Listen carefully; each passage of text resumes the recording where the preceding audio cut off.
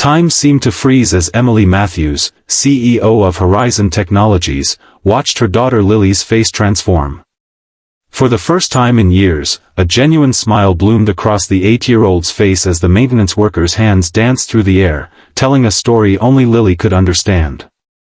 In that moment, Emily realized how rarely she'd seen her daughter truly happy, and how a stranger in a worn uniform had accomplished what she, with all her resources, had failed to do.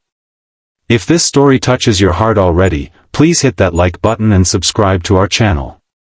Your support helps us bring more inspiring real-life stories like this one to light. Now, let's dive deeper into how a chance encounter changed multiple lives forever. Emily Matthews had built her reputation as a ruthless businesswoman with an uncanny ability to see opportunities others missed. At 38, she commanded respect in boardrooms across the country, but in the quiet of her expansive home, she felt increasingly helpless. 3 years ago, a severe case of meningitis had left Lily profoundly deaf, and despite the best specialists money could buy, Emily struggled to communicate with her once vibrant daughter. The morning everything changed started like any other. Emily rushed through her penthouse, gathering documents while her nanny, Maria, prepared Lily for school. The building's elevator was under maintenance, an inconvenience that would normally irritate Emily to no end. As they waited for the service elevator, Emily checked emails on her phone while Lily stood silently beside her, eyes downcast. "Sorry about the delay, ma'am," a deep voice interrupted. Emily looked up to see a man in the building's maintenance uniform, his name tag reading, Jake. He was tall with kind eyes and a weathered face that suggested he was in his early 40s. What happened next would replay in Emily's mind for months to come. Jake glanced at Lily and immediately noticed her hearing aids. Without hesitation, his hands began to move in fluid motions. "Hello there. My name is Jake.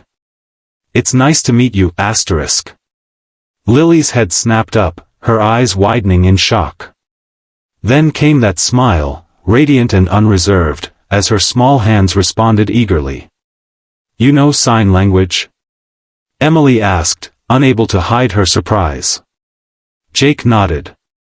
"My wife was deaf. She passed away 5 years ago, but she taught me everything." He didn't elaborate further, but Emily caught the subtle sadness in his eyes. During the elevator ride, Jake and Lily conversed rapidly in sign language. Emily watched, feeling simultaneously grateful and ashamed. This stranger could communicate with her daughter better than she could. Despite her promises to learn ASL, there was always another meeting, another crisis at work that took precedence. Over the following weeks, Emily found herself looking for Jake whenever she and Lily left the building. She learned that he was a single father to a 10-year-old boy named Max. After his wife died, he had taken whatever jobs he could find to support his son, eventually landing the maintenance position at the luxury apartment building where Emily lived. One evening, after a particularly difficult board meeting, Emily returned home early to find Lily and Maria in the lobby. Jake was signing animatedly, telling a story that had Lily giggling silently. Emily stood back, watching the joy on her daughter's face. She approached slowly, and Jake straightened immediately, professional mask sliding into place. "Don't stop on my account," Emily said. "What were you telling her?" Jake hesitated. "Just a silly story about a princess who could talk to animals. My son liked it when he was younger." Emily made a decision then. Would you be willing to teach me? To sign, I mean. I'd pay you, of course." Jake's expression softened. "I'd be happy to help.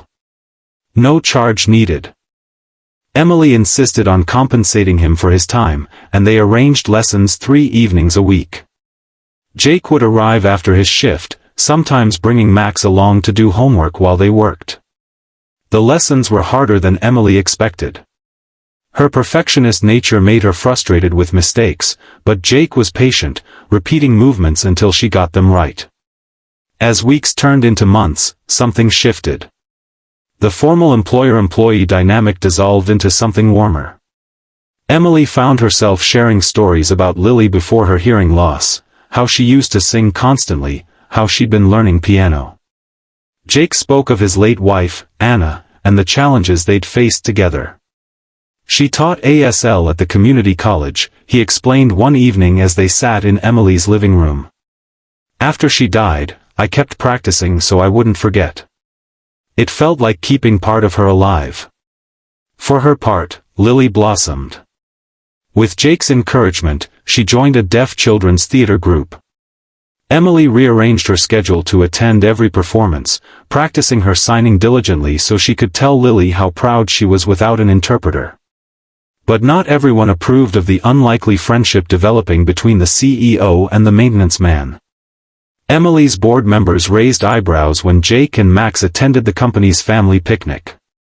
Her mother made cutting remarks about appropriate boundaries during their monthly lunch. Emily's assistant gently suggested that her time might be better spent networking than learning sign language. The crisis came unexpectedly. A major investor threatened to pull out of Horizon Technologies unless Emily personally oversaw the opening of their Tokyo office, a commitment that would take her away from home for 3 months. The board was unanimous, she had to go. That night, Emily broke the news to Lily, her hands still clumsy but determined to communicate directly. Lily's face crumpled, her hands signing rapidly, *, you promised you'd be at my big play. You promised things would be different, *. Emily felt torn in half. The company she'd built from nothing needed her. But so did her daughter. She called Jake, desperate for advice. I can't tell you what to do, he said gently. But I know what it's like to miss moments you can never get back. The next morning, Emily called an emergency board meeting. I won't be going to Tokyo, she announced to the stunned executives. I'm promoting David Chen to COO effective immediately. He'll handle the expansion. Ignoring their protests, Emily continued, I'm also implementing a company-wide initiative. Horizon Technologies will partner with the National Association of the Deaf to develop accessible technology. And we'll be offering ASL training to all employees. The changes didn't stop there. Emily restructured her role to allow more time at home. She hired Jake to consult on their new accessibility initiatives, utilizing skills no one had bothered to ask about before, his associate's degree in computer programming that he'd never been able to use after Anna's medical bills consumed their savings. 6 months later, at Lily's school play, Emily sat between Jake and Max, her hands moving confidently as she translated parts of the performance for Max. On stage, Lily signed with confidence, her face alight with the joy of being fully seen and understood. After the play, as they celebrated with ice cream, Lily asked a question that had been on her mind, Are you and Jake in love? Emily blushed furiously as she translated for Jake. He laughed but didn't answer immediately, his eyes meeting Emily's over Lily's head. I think, he said carefully, both speaking and signing, that we're finding our way there. 2 years later, in a ceremony conducted in both spoken word and ASL, Emily and Jake married in the garden of their new home. Lily and Max stood beside them, no longer isolated in their separate worlds but part of something new they'd built together.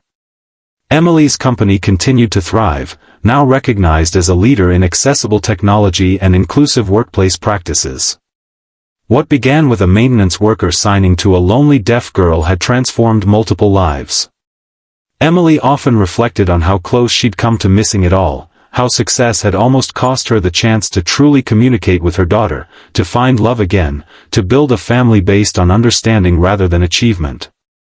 Sometimes the most profound connections come from unexpected places.